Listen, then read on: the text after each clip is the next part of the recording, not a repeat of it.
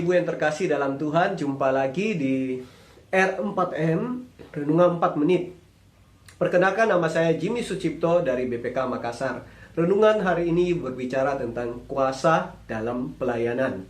Sama seperti yang kita ketahui bahwa di dalam Alkitab kita banyak melihat bagaimana Tuhan berkuasa di dalam setiap pelayanan-pelayanannya, baik orang sakit, orang lumpuh, dan segala macam yang kita baca. Begitu juga dengan murid-muridnya. Ada 3 hal yang saya mau bagikan, kunci mengenai kuasa dalam pelayanan. Yang pertama adalah intimasi dengan Tuhan. Bagaimana hubungan intim kita dengan Tuhan mempunyai dampak yang luar biasa kepada pelayanan yang kita berikan kepada orang-orang. Saya tidak berbicara dalam hal yang skup yang kecil, mungkin pelayanan dalam gereja maybe, tapi saya berbicara dalam skup pelayanan ketika kita memberi kepada orang lain. Bagaimana kita punya dampak. Begitu banyak ketika kita berbicara tentang Tuhan itu luar biasa dalam kehidupan kita, Tuhan itu menjaga kita. Tapi di dalam kehidupan kita sendiri, kita tidak mengalami hal tersebut. Kita mengatakan hal yang kita tidak alami sendiri, tapi kita mengatakan hal-hal yang tidak sebenarnya. Saya tidak mengatakan bahwa kita berbohong, tapi kita mengatakan hal yang kita tidak alami.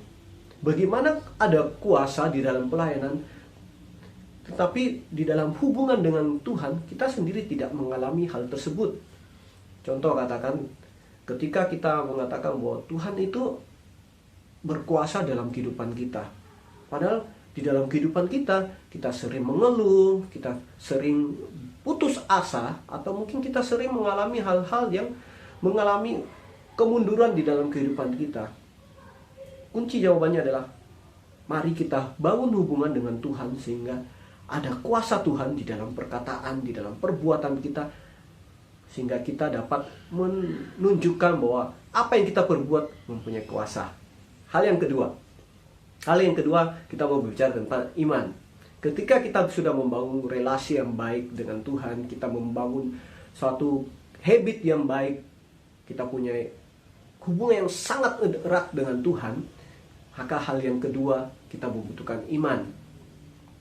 Iman itu berbicara tentang begini, bagaimana antara doa kita, pengharapan kita menjadi satu di dalam setiap kelakuan kita. Itu namanya iman.